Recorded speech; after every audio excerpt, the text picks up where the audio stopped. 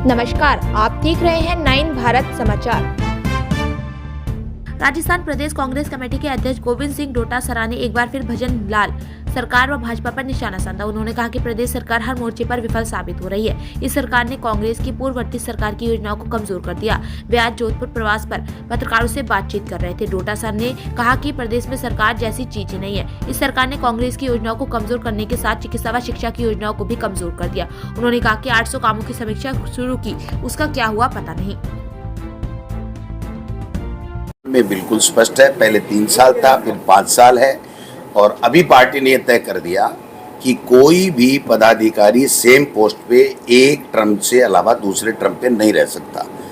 तो पहली बात तो हमने जो चिंतन शिविर में जो हमने फैसला लिया था, रायपुर अधिवेशन में फैसला लिया था, उसको हमने अब तक जो संगठन बनाया उसमें पूरी तरीके से पालना की है। फिर भी अगर कहीं इस तरह की बात आती है कि पूरा टर्म करने के बाद में भी सेम पोस्ट पे है तो अच्छा काम कर रहा है तो उसको हम प्रमोट करेंगे, लेकिन दूसरे लोगों को मौका देंगे।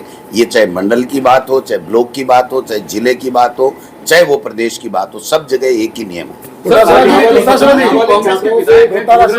जो विधानसभा में गतिरोध हुआ उस दौरान आपका एक बयान आया था कि जब भी कांग्रेसी विधायक जाएंगे सब साथ में जाएंगे, आप भी उनके साथ जाएंगे। फिर ऐसा क्या हुआ? आप जयपुर में थे उस दिन, उसके बावजूद आप सदन नहीं गए।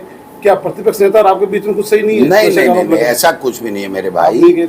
जब गतिरोध टूटा तो उस वक्त हमारे जो प्रभारी हैं रंधावा साहब और हमारी मीटिंग होनी थी शाम को।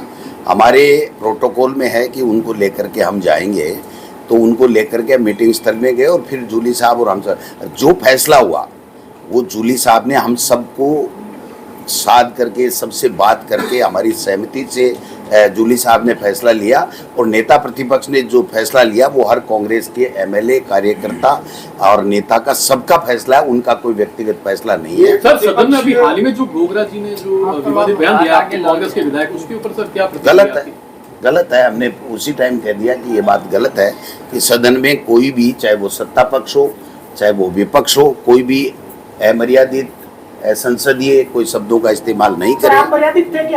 100% मर्यादित था, हूँ और रहूंगा। मैंने एक वर्ड भी नहीं कहा, एक वर्ड भी मेरा ऑडियो वीडियो कहीं किसी तरीके का कोई असंसदीय ला दें। अगर मैं इस तरह के असंसदीय होता तो चौथी बार नहीं आता और बेस्ट एमएलए का अवार्ड मुझे नहीं मिलता। ये जो प्रचारित किया गया है मीडिया के माध्यम से, जो अखबारें आई, उसके ऊपर सदन में चर्चा कराना, आप बताइए कि क्या एक संवैधानिक पद पे बैठे हुए व्यक्ति को ये कहने का अधिकार है कि एमएलए बनने लायक नहीं है? हमारे संविधान ने हमें अधिकार दिया, हमारी जनता ने चुन करके भेजा, तो उन लोगों को चलाना ही सदन नहीं है, इसलिए इस तरीके की बातें कहते हैं। मेरा एक वर्ड 4 साल में प्रधान रहा और चौथी बार मैं एमएलए हूँ। एक वर्ड ऐसा बता दीजिए कि जो असंसदीय हो, कभी किसी मीडिया में आया हो। अब यूं कह करके उनको सदन चलाना ही नहीं था, इसलिए गलत आरोप लगाते हैं। आई कहां से कि आपने ऐसा कहा आसन के प्रति? फिर कैसे आगे? वो तो उनको चलाना नहीं था, इसलिए देखिए मैं आरएसएस के खिलाफ हूँ, आरएसएस की आइडियोलॉजी के खिलाफ हूँ, क्योंकि आरएसएस झूठ बोलो, बार बार बोलो, जोर जोर से बोलो, एक इनकी पॉलिसी ये होती है। दूसरी आरएसएस की पॉलिसी होती है कि हिंदू मुस्लिम करो, बांटो। तीसरी आरएसएस की पॉलिसी ये होती है कि आरएसएस कभी चुनाव नहीं लड़ता और जब उनकी सत्ता आ जाती है बीजेपी की तो आरएसएस उस सत्ता पे काबिज होकर के अपनी मनमानी करता है। तो ये पहले दिन से मैं टारगेटेड हूँ, हमारी पार्टी टारगेटेड है, नेहरू खानदान टारगेटेड है। वरना आप बताइए कि एक मंत्री को इस व्यंग्यात्मक भाषा में जो 36 गोली जिसने सीने पे खा के देश की एकता और अखंडता के लिए जो शहीद हो गई, उसके लिए इस व्यंग्यात्मक भाषा में बात करने की जरूरत थी क्या?